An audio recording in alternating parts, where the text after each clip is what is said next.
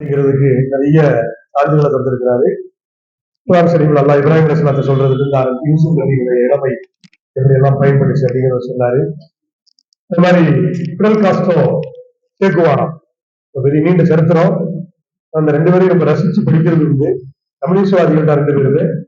ஆனாலும் ஒரு கிறிஸ்டியானிட்டி ஏரியாவோட கம்யூனிஸ்ட்வாதியா இருந்து அமெரிக்காவை ஓர இருக்கிறதுனா அது பிடல் காஸ்ட்ரோ தான்.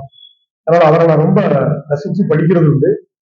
அவருக்கு துணையாக சேக்குவாரா சம்பந்தமே இல்லாத நாட்டில இருந்து வந்து பிடல் காஸ்ட்ரோக்கு அந்த ஆளு ஒத்துழைச்சு அந்த நாட்டை அவர் மீட்டு எடுத்தாரு அப்படிங்கிறது பெரிய வரலாறு. அதெல்லாம் சொல்லி காட்டாங்க. சாயினோட பத்தி சொன்ன நிறைய செய்திகள் சொல்லியிருக்கிறாரு. இந்த பக்கத்துல அவர் சொன்ன தகவல்களுக்கும் பதில் சொல்லணும், அவருடைய வாதத்துக்கும் மறுப்பு தெரிவிக்கணும். முகமது இப்ராஹிம் நீங்களாம் எப்படி பேசுவீங்கிறது தெரியாதனால அவரை பத்தி நான் ரொம்ப சொல்லல. எல்லாம் நல்லா பேசுவீங்க, அவரும் நல்லா சொன்னாரு. இந்த மாதிரி இப்ராஹிம் அவர்கள் வந்து நிறைய செய்திகளை எதிர்பார்க்கிறோம். السلام عليكم ورحمة الله وبركاته. அந்தன் சொல்லிய நம்ம நடுவர் அவர்களே, அவர்கள் வந்து இளைஞர்களை பற்றி ஆராய்வதை விட நீங்கள் என்னென்னலாம் செய்தீங்களோ அதை ஆராய்ச்சி கொண்டு இருக்காருங்க. பட்டிமன்றத்துக்கு என்ன தேவையோ அதை கொண்டு வரல. நீங்க எந்த புக்கெல்லாம் படிப்பீங்க, உங்களை எப்படி கவரலாம்ன்றத மட்டும்தான் இங்க வந்து சேர்த்துருக்காரு. தவிர அது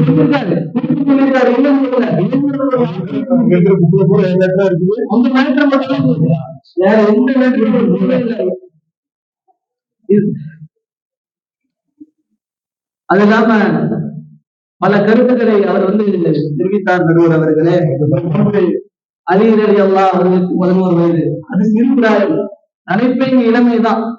11 வயது அலி ரலியல்லாஹு பத்தி எல்லாம் சொல்லலாமா? இங்க அந்த நேரத்துல வந்து ஒவ்வொருத்தருக்கும்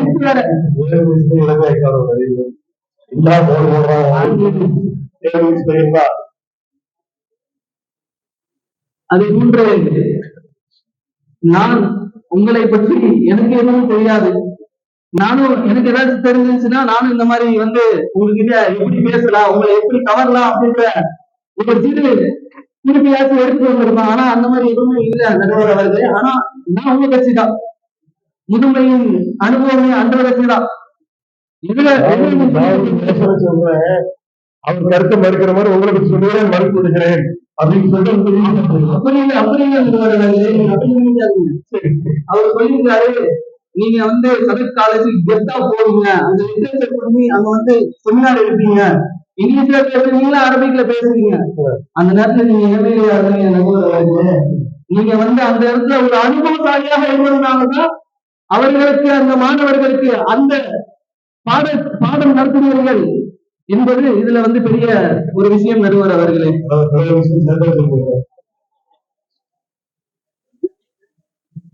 இனிமை என்பது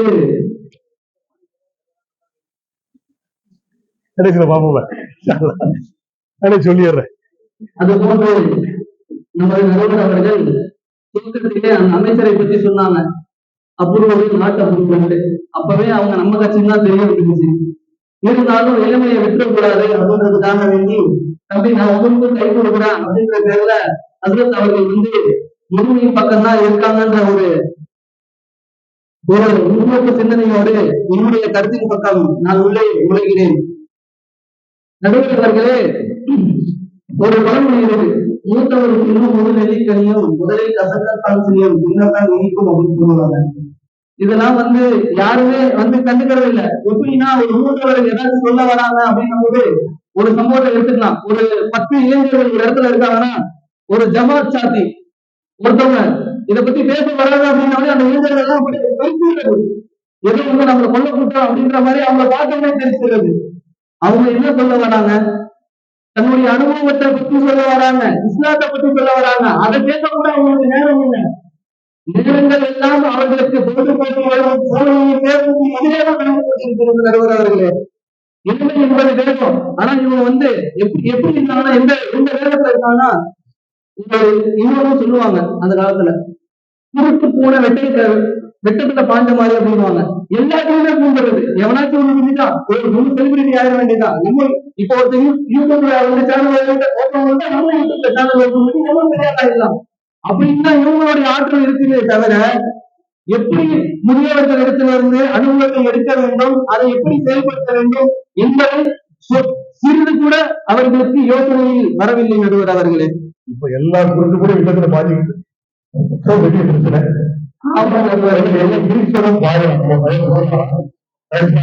அதற்கு மாதிரிலாம் போனதுக்கு பிறகு 10:30 மணிக்கு லைட் ஆஃப் பண்ணதுக்கு பிறகு அவ்வளவு குறுக்கு கூட விதத்துல பாதிக்கிட்டா இருக்குது.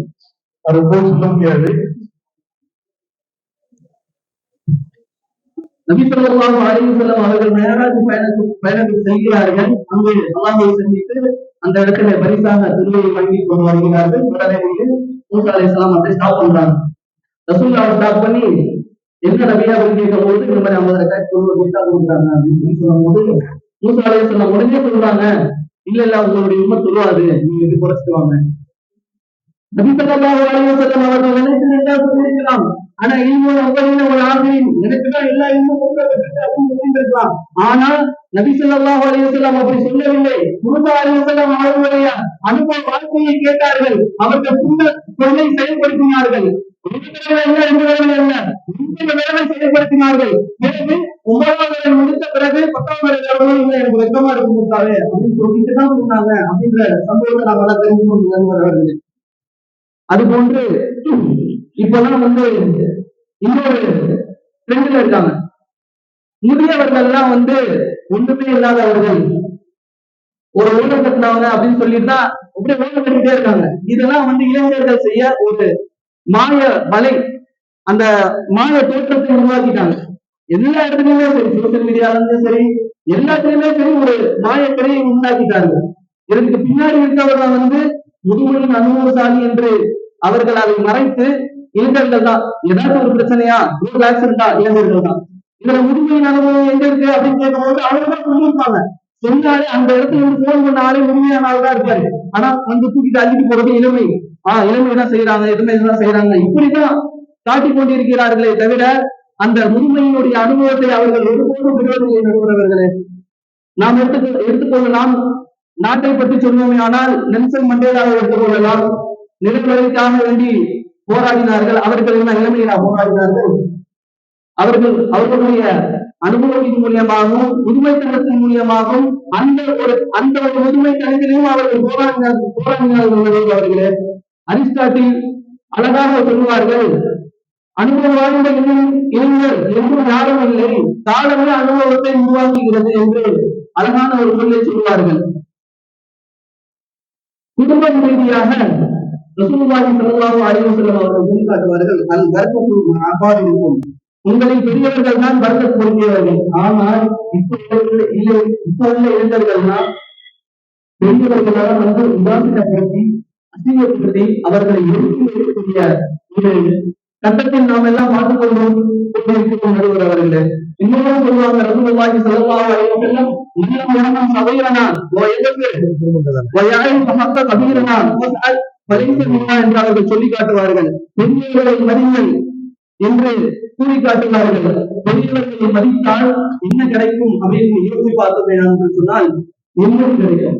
பெரியவர்கள் மதிச்சு அவர்களுடைய சொல்ல கேட்டால் இன்னும் வாழ்க்கை கிடைக்கும் போர் அவர்களே. ஆனால் இளமை என்று சொல்லி ஊரை சுற்றி கொள்வோம். நாங்கள் தான் இந்தியாவை முதுகெலும்பு போல் தூக்கி பிடிக்க வைப்போம், தூக்கி நிப்பாட்டுவோம் என்று கூச்சல் மட்டும்தான் அதுபோன்று நோபல் பிரைஸை பற்றி நம்ம பேசலாம். நோபல் பிரைஸ் என்பது உலக சாதனை அப்படின்னு சொல்லுவாங்க. அதுல 1012 நோபல் பிரைஸ் கொடுக்கப்பட்டிருக்கு. அதுல நீங்க வந்து 1012 நோபல் பரிசு கொடுக்கப்பட்டிருக்கிறது. 1000 வருஷம் ஆச்சு.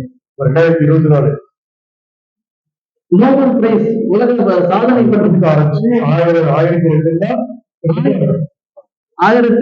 கொடுக்கப்பட்டிருக்கிறது. அதில் வெறும் 50 மட்டும்தான் இளைஞர்கள் நடுவர்களே. பாக்கி உள்ளவர்கள் எல்லாம் முழுமையான அனுபவக்காரர்கள் மட்டும்தான். ஏபிஜே அப்துல் கலாம் வந்து சொல்லியிருக்காங்க இளைஞர்களை பார்த்து, தம்பி கனவு காருங்கப்பா அப்படின்ட்டு.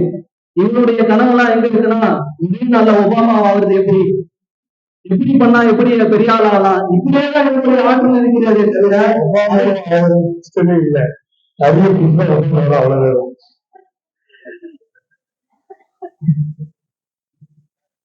அதுபோன்று ஏபிஜே அப்துல் கலாம் அவர்கள் அணு ஆயுதத்தை தயாரித்தார்கள். அதுவும் அவர்களுடைய உண்மையான வைத்தியம். அது போன்ற ஒரு ஆயுதம் இன்னும் எந்த நாடும் கண்டுபிடிக்கவில்லை. கண்டுபிடிக்கவும் முடியாத அளவுக்கு அது பவரான ஒரு அணு ஆயுதத்தை ஏபிஜே அப்துல் கலாம் அவர்கள் கண்டுபிடித்தார்கள். இது பெரியவர்களுடைய அனுபவத்தின் மூலியமாக நிறுவர் அவர்களே. இன்னொரு போல நிறைய விஷயங்கள் சொல்லிக்கொண்டே போகலாம். அவர்களே அனுபவங்கள் தான் எப்போதுமே இருக்கிறதை தவிர இன்றையின் ஆற்றல் ஒரு மனுஷனுக்கு தான் வெல்லும் என்பது இந்த காலகட்டத்தில் ஒரு பெரிய சவாலாக இருக்கிறது. ஆகையால் என்னுடைய முடிவை என்று நான் புரிந்து கொள்கிறேன். அஸ்ஸலாமு அலைக்கும் வரஹ்மத்துல்லாஹி வபரகாத்துஹு.